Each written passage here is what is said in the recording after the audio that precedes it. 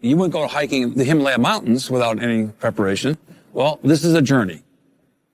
These are sacraments and medicines that should be treated with respect and caution.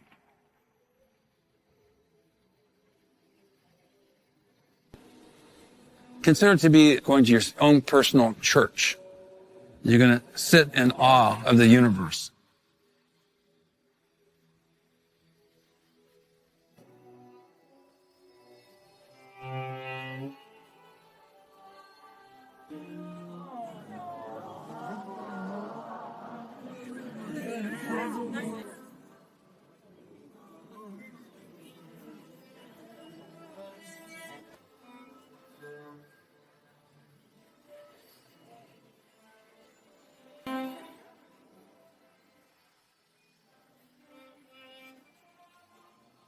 We have a new study which is kind of remarkable. It's working with religious leaders. These are ordained clergy from many traditions, Christianity, Buddhism, Judaism, Hinduism.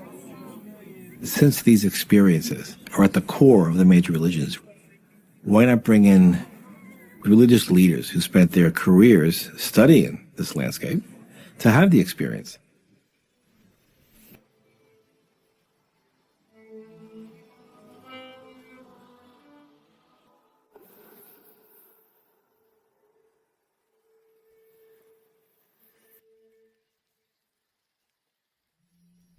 You guys hear that? You didn't? Vibrating? Vibrating. A phone call was coming in. Oop, there she goes. Message from mom. Inbound message from mother. I think I had the best of all mothers. My mother was extremely kind.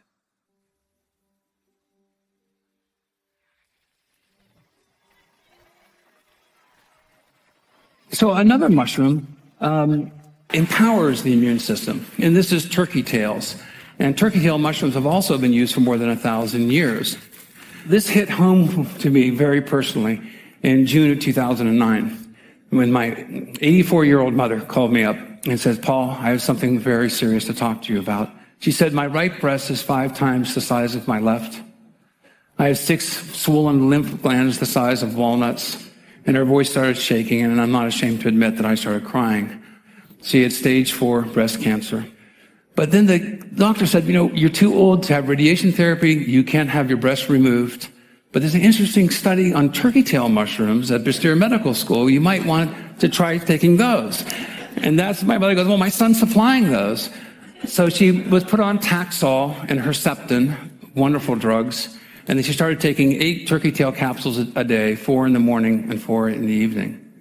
And that was in June of 2009. And today, my mother has no detectable tumors. And I'd like to bring my mother in.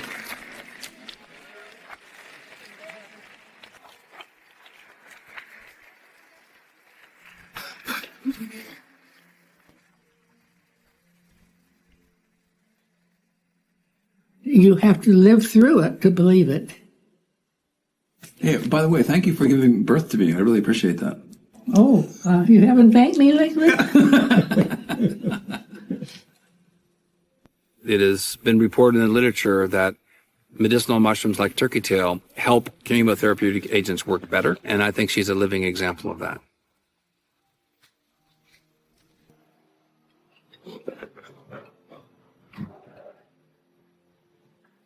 One can argue with me on the statistics, but my mother's alive, and all of the doctors that saw her did not believe that she would survive.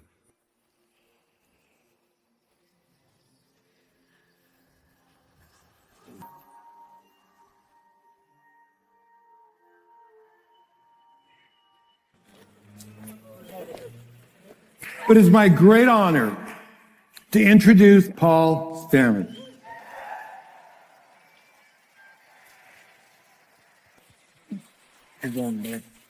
I have brought a fungal friend of mine from the old-growth forest, and I present to you agarikon.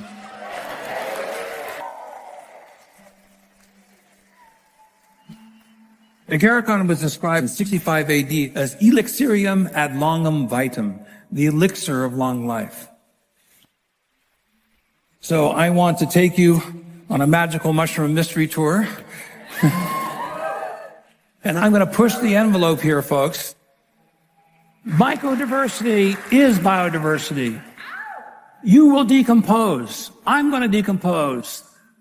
We're all going to die. That's okay, because we will enter into the microverse.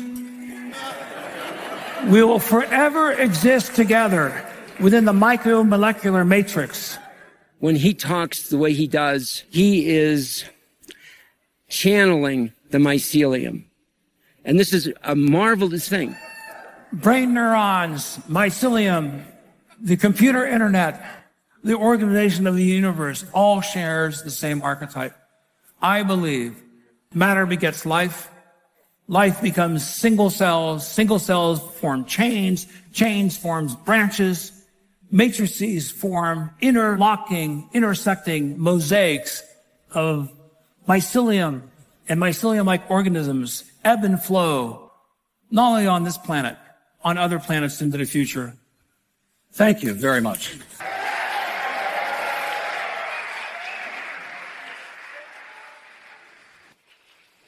Paul was wonderful in bringing us information about all these aspects of mushrooms.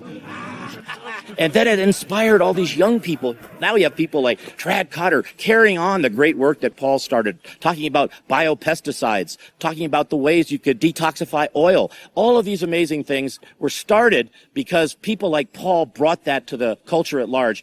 And young people now have taken up the cause and are really expanding our insights into what the world of mushrooms can do for us. Hi.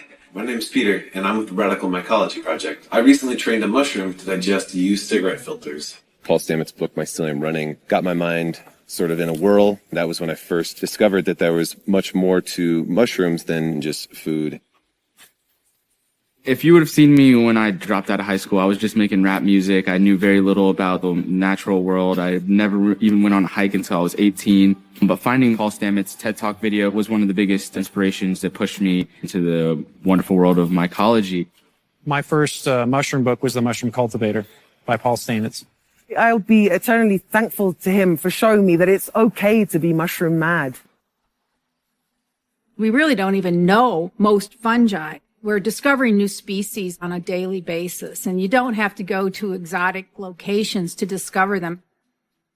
Anybody can add to the science, from identifying a new species to developing a new micromediation protocol. There's a great need for more people to study fungi, and there's lots of opportunities. It's amazing what we don't know about mushrooms. They really are a frontier of knowledge. They probably can help us solve all sorts of problems if we would look a little deeper.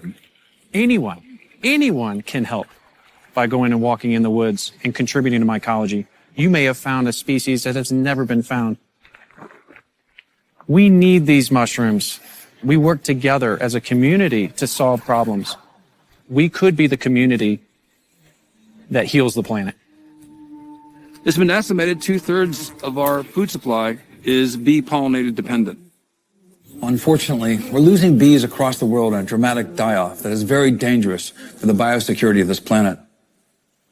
So I started exploring ways to help save the bees. And I noticed in the summertime, there's a continuous convoy of bees going from my beehives to my mycelium. But then it dawned on me, well, maybe the bees are benefiting from the mycelial extracts because they have antiviral properties.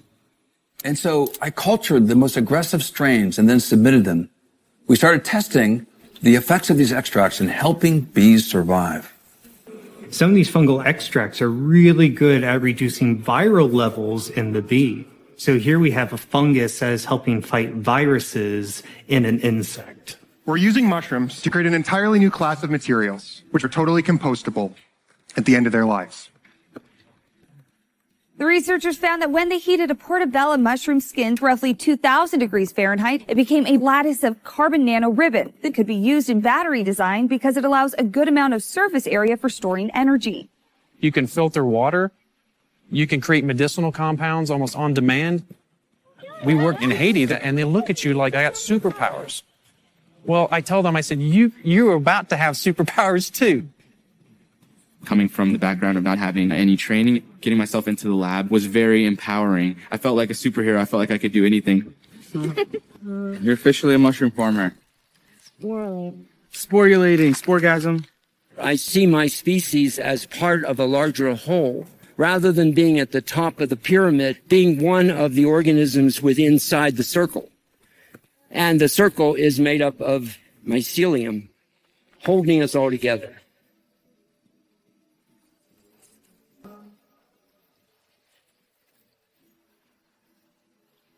We've always thought of plants as these inert objects, these things that don't actually interact with each other and build things. And what my work is showing, and other people's work as well, it's saying actually they need each other. They need each other to grow in a community so that they can start sharing the load. You do this, I'll do that, and together we can make a beautiful, resilient community. They have incredible capacity to make things change very, very quickly. So if we can work with them, if we get it, you know, as humans get it, we can change this thing really fast. So I am super hopeful. We just got to get busy and help nature do its thing.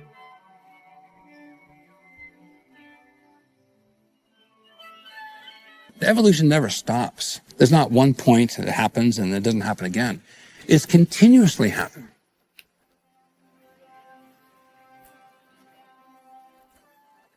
A core concept of evolution is that through natural selection, the strongest and the fittest survive.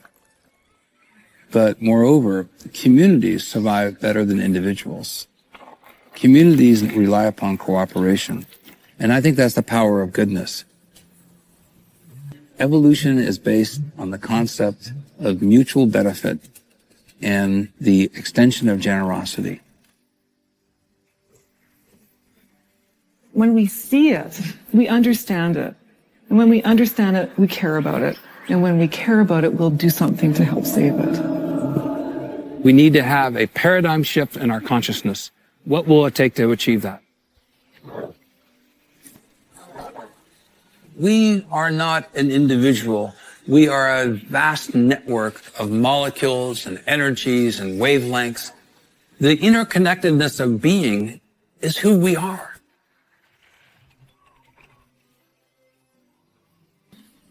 This world of ours is always changing, not for the better or for the worse, but for life.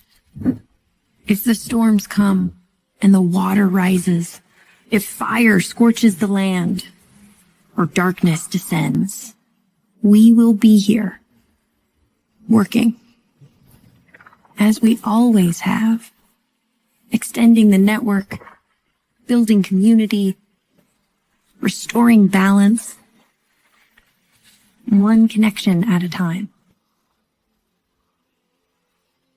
It may take 1,000,000 years or 100 million, but we will still be here.